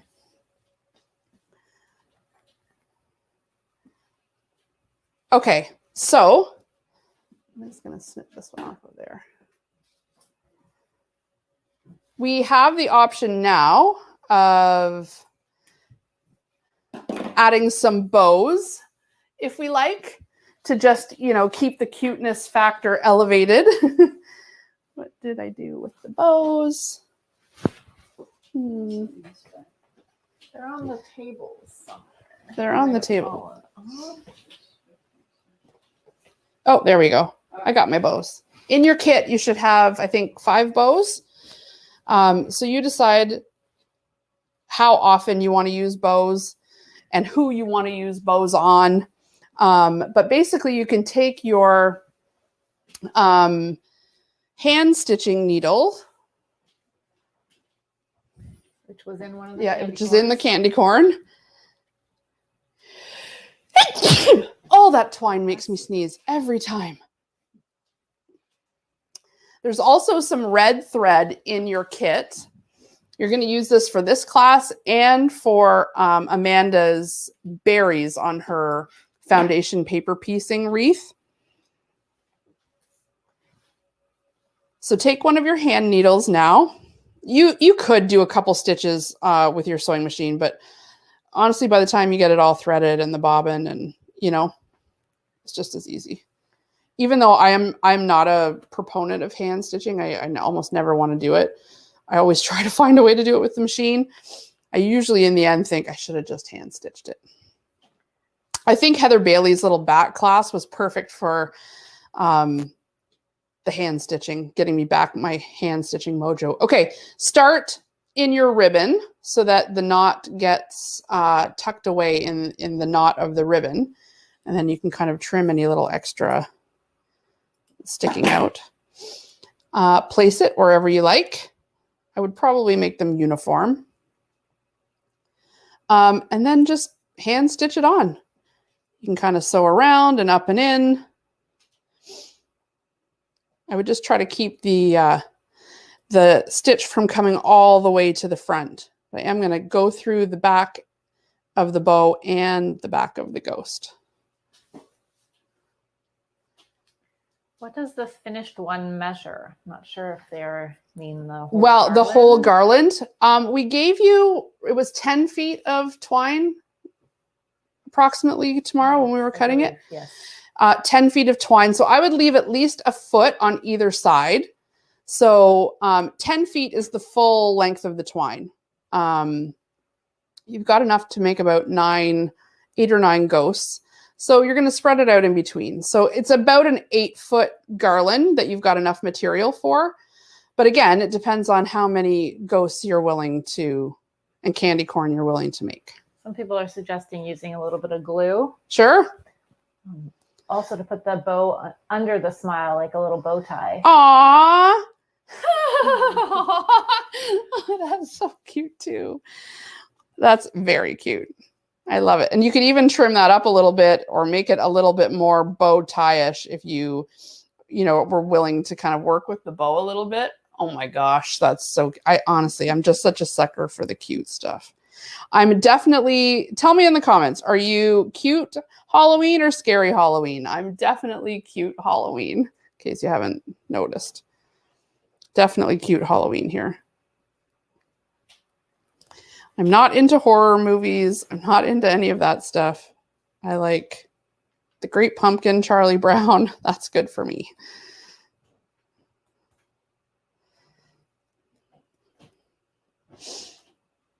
Man, my hand sewing sucks. I'm like going, maybe this is why I hate doing it. Getting the loop of the bow. There we go. Someone, I think one of you guys taught me the trick of, ow, not that, of tying my knot with the needle on, and putting it right down in, and then like going across the back as the knot. Man, could I stab myself more times with this needle? Jeez.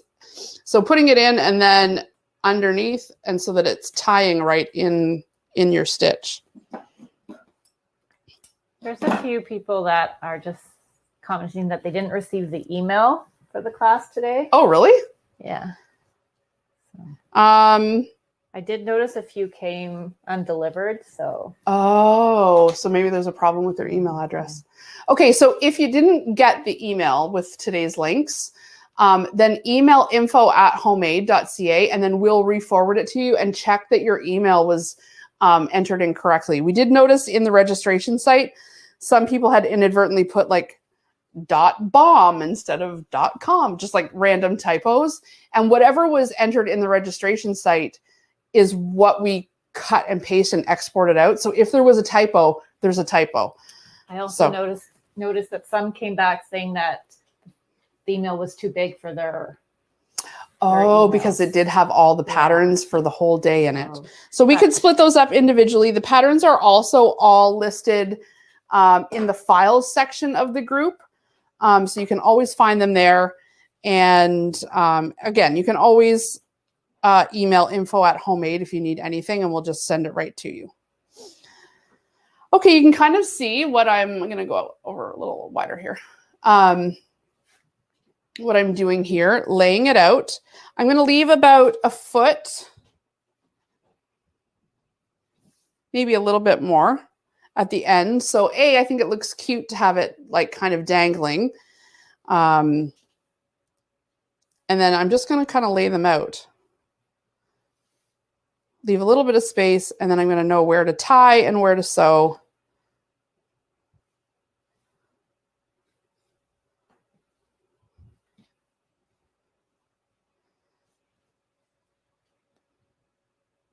So I'm going to tie it first while it's laid out. Are the discussions after classes, like with the teachers, will they be available to rewatch? Yes. Time? Yep. They're all in the videos section of the Facebook group. So if you go on the top bar under, is it media? Yeah, media, then video, you'll find them. They're all there. So you could put 2 strips knotted like right together to thicken it up a little bit more, but you decide based on how many strips you have and how, wide you're spacing everything, whether you want 2. I think it looks good with 2 knotted right together.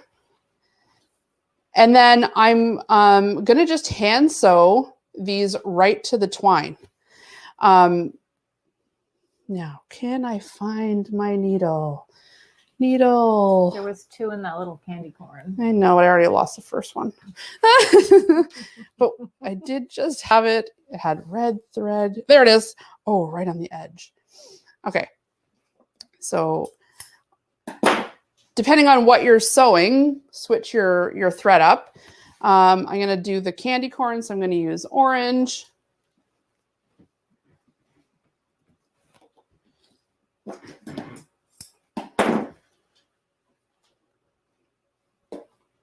How's everyone doing out there tomorrow?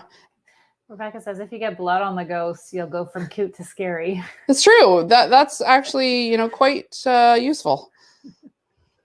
Can make one with just a little drop coming out of its little cute mouth. Can be a little disturbing. And you can say, Mama cut her finger.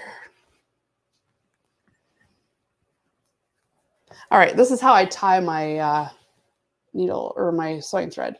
Wrap, and I just run it between my finger and my thumb and then pull. That's how my home ec teacher taught me in grade 7, and I have done that ever since. All right, so should I zoom in a little?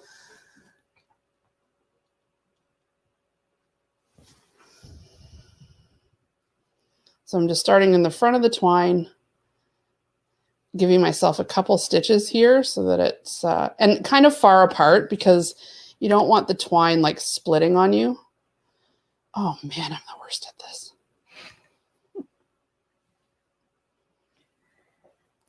Chrissy says you can make the black strips skinnier and tie in bundles like spider legs. Oh, that's a good call. I'm excited to see everybody's garlands. They're all going to be a little unique. The faces are going to be hilarious. That's the part I'm excited to see. Like all the little bats. I'm looking at the bats too and thinking like, oh, look at him, look at him, look at her. So cute. Laura says, yay for home ec teachers. I taught hundreds of kids to tie knots that way. Good. And see, we remember years later.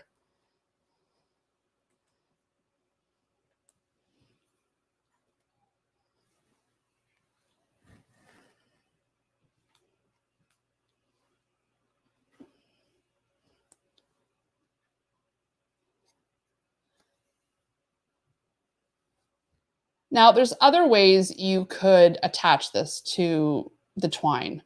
You know, if you wanted it to be able to slide around, you could put it on a little loop. You could, you know what I mean? Like, but if you don't care if it's permanent, you want it to just stay put, this method is the one I decided in the end worked for me. So it was easy enough. Okay.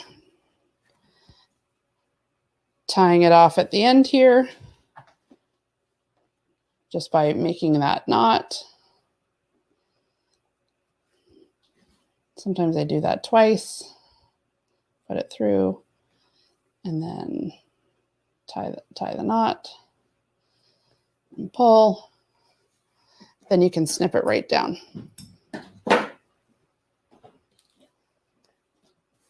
Good. Shove your knot, your little string or your, what should we call it, tassels over. And let's make sure we have a little bit of space and then we can get our ghost on. So I'll probably should have 2 or 3 needles on the go here. You've got a whole pack, so you may as well use them rather than be unthreading your needle a bunch of times. I would just have a bunch of needles from your pack with the orange and the black already on it. And then you can, then you don't have to stop and start like I am here. I'm trying to hit us right at 1 o'clock so we can have a good little break before Liz comes up at 3 p.m. Eastern for our lesson on stabilizer. Want to have a little lunch. I can feel a little growl coming on, to be perfectly honest. Hopefully you didn't hear that in the mic because it was pretty loud at some points.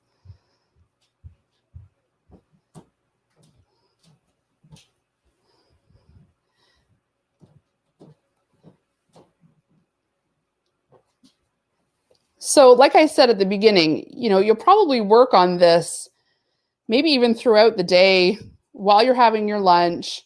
You can work on it while you're listening to Liz.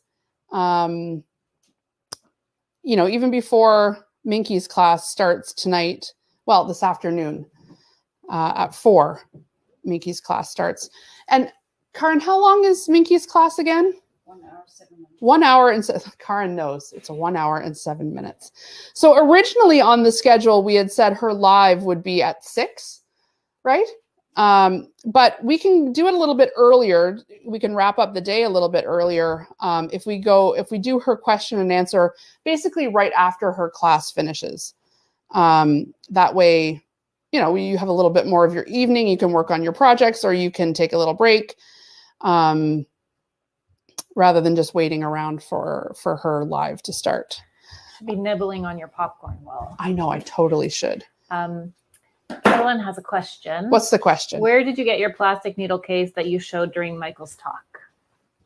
Oh gosh, I don't even know anymore. It's so old. Honestly, I think that is actually a jewelry or bead storage case that just got repurposed because the needles fit. I actually don't think that that's a real needle case, and I would have gotten it somewhere like the dollar store. Like it's not a fancy needle case at all. I think it's meant for beads. So if you type in bead storage, or I can try to find a link, that's what I use. Ruby's just come to visit. What's up, Ruby? Not much. Oh, she's just checking in. We're making the ghost garland. What do you think? Oh my gosh. Come and see. You can come and say hi to everyone. Jen has a quick question. Sure. What's up, Jen? When I free motion the back, it's all bunched up. I'm on a cheapy basic sewing machine. Could that be why?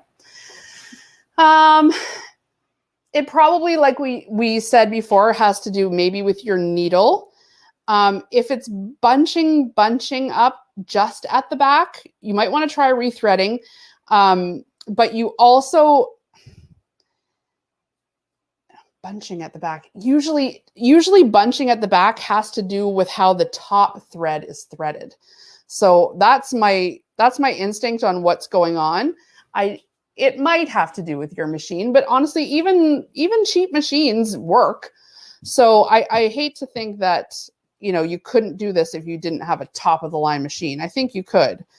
I would go back to regular sewing and see if it's still bunching before you change anything. Because if it's still bunching when you're regular sewing, I'm guessing it has to do with the threading. Okay, another little ribbon and another candy corn. Got my needle threaded. You guys pretty much got the idea here. I'm just going to keep adding my candy corn and my ghosts until my garland is as long as I want it to be. Make sure you've got a little space so that your tassels aren't going over the cute ghost's face, because, aw, hey, out of the way of her face. It's cute. Honestly, I hope you guys have fun making this project. I hope it's the kind of thing that you pull out year after year, because you can just fold it up, tuck it away. Nothing's going to hurt the fabric and the sandwiching. And I hope you've become a little bit more confident in your free motion skills. Tamara. One last question. How long is the artistic digitizer on sale? Oh, well, probably until it sells out. I have 12, just in, full disclosure. I have 12, and a few of them have already sold. Tomorrow is the talk on artistic digitizer, which I'm guessing will move the rest of them. Because artistic digitizer, in case you're wondering, is it's not a free software. There's lots of free, and even Janome has free apps for embroidery. But when you go to a paid software, this is where you can really start to customize your own embroidery designs. You can change sizes, you can, incorporate things. And Anne Hine from Janome America is going to be with us tomorrow, and she's just a whiz. If you're not in her Janome Artistic Digitizer Facebook group, you should go to it if you're interested in this, because if you've just been embroidering and liking it, but are feeling kind of limited by like whatever designs are in your machine or whatever designs you can download, Artistic Digitizer is where you can start to make your own designs and your own images and customize those downloadable images and change them. So I'm really excited for her talk, and I might be I have purchased 12 of them, so I might own 12 of them by tomorrow. And then I'll have one. I don't have Artistic Digitizer yet, so I'm really looking forward to her talk because I love embroidering. So the 31st, well, I shouldn't say that until they're sold out, but technically this marketplace sale goes until the 31st. And then after that, I may say to Janome, can I give you these back? I can't have 12 of these. Anyway, to answer your question, the 31st. Any last questions, Tamara? All right, everyone's ready for a little lunch. I hope you love your own ghost garland and little candy corn, and that I want to see it out this Halloween on all of your mantles or on your front door or in your walkway or at your front table or wherever you decide to decorate for Halloween, because I just think it couldn't be cuter. And if you do make that Pac-Man, I definitely want to see that. All right. We'll see you back here live at 3 p.m. Leave any questions you have in the group, or if you're missing anything, you can email info@homemade.ca. See you in a bit. Enjoy your lunch.